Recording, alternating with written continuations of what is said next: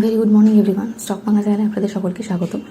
আজকে 5 ফেব 2025 এর pre market রিপোর্টে নিফটির যে লেভেলটা রয়েছে 23,700 নিচের দিকে সাপোর্ট হিসেবে কাজ করছে, আর 23,760 এটা রেজিস্ট্যান্স হিসেবে কাজ করছে। যতক্ষণ না 23,700 ভেঙে কিছুটা নিচের দিকে মুভ দিচ্ছে ততক্ষণ আজকে নেগেটিভে মুভমেন্ট পাওয়া যাবে না বললেই চলে। আর ব্যাঙ্ক নিফটির ক্ষেত্রে আজকে লেভেলটা হচ্ছে 50,000 নিচের দিকে সাপোর্ট, 50,200 রেজিস্ট্যান্স হিসেবে কাজ করছে।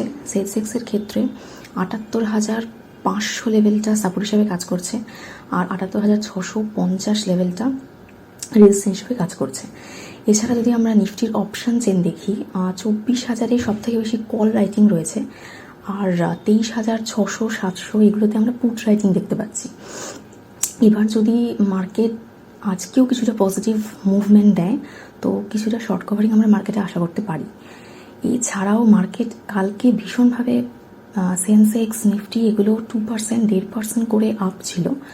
তার মেনলি কারণটা হচ্ছে যে আগের দিন তো মঙ্গলবার দিন যে আমরা খবরটা পেলাম, মেক্সিকো কানাডার ওপর ট্রাম্প যে 25% ট্যারিফ চাপাবেন বলছিলেন, অ্যানাউন্স হয়ে গেছিল। সেখানে উনি পজ করছেন ব্যাপারটাকে, কারণ ওরা নেগোসিয়েশনে এসেছে।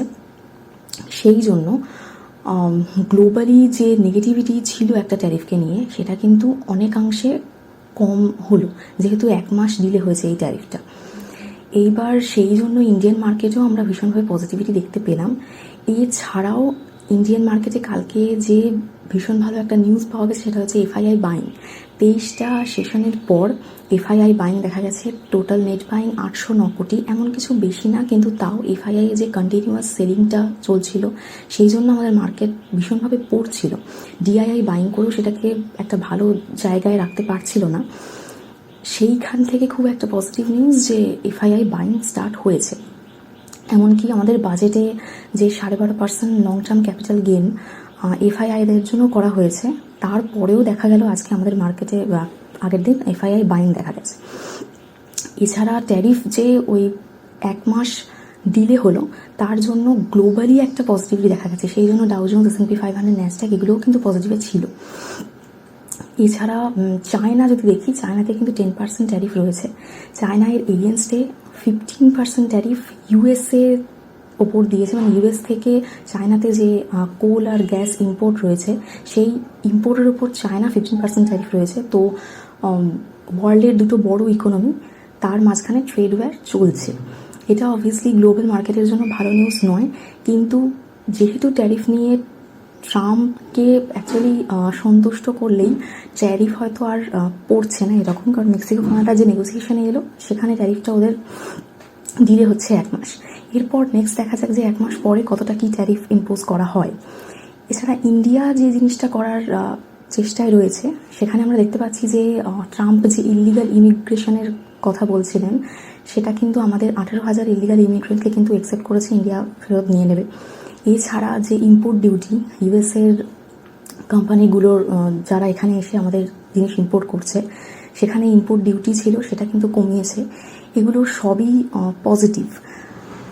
ট্রাম্প যে কমপ্লেন করতেন যে জিনিসগুলো আমাদের ইন্ডিয়ান মার্কেটে ইম্পোর্ট হচ্ছে সেগুলোতে ইম্পোর্ট ডিউটি বেশি, সেগুলোও কমিয়ে দিয়েও ট্রাম্পকে সন্তুষ্ট করার চেষ্টা চলছে।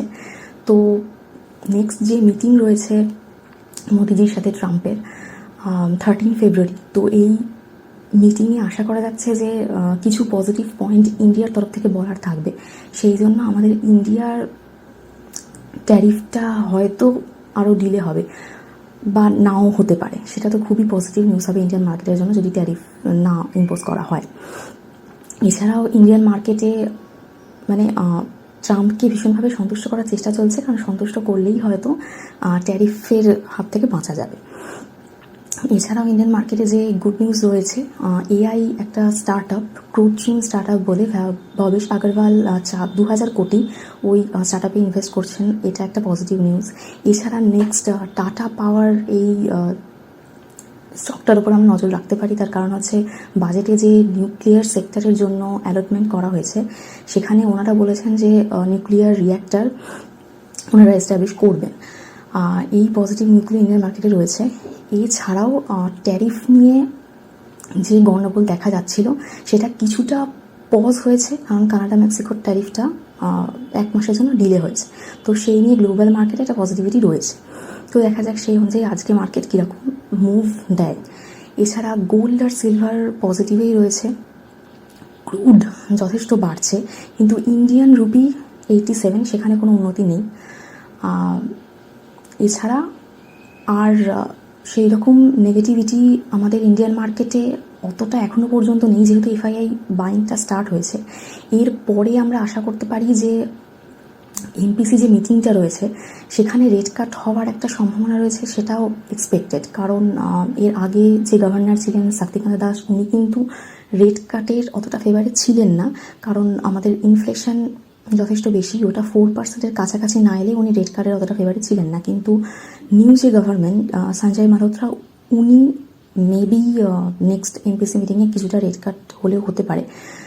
তার কারণটা হচ্ছে ব্যাংকিং সেক্টরে যে মানে সিস্টেমের মধ্যে যে টাকাটা ইনফিউশন করা হলো, সেটা যদি কনজিউমারের হাতে যেতে হয় তাহলে কিন্তু রেট কাটটা দরকার ইন্ডিয়ান মার্কেটে। এছাড়া পরের দিকে যদি ট্যারিফটা না থাকে তাহলে ইউএস ইকোনমিতেও আমরা ইনফ্লেশনটা কম দেখব।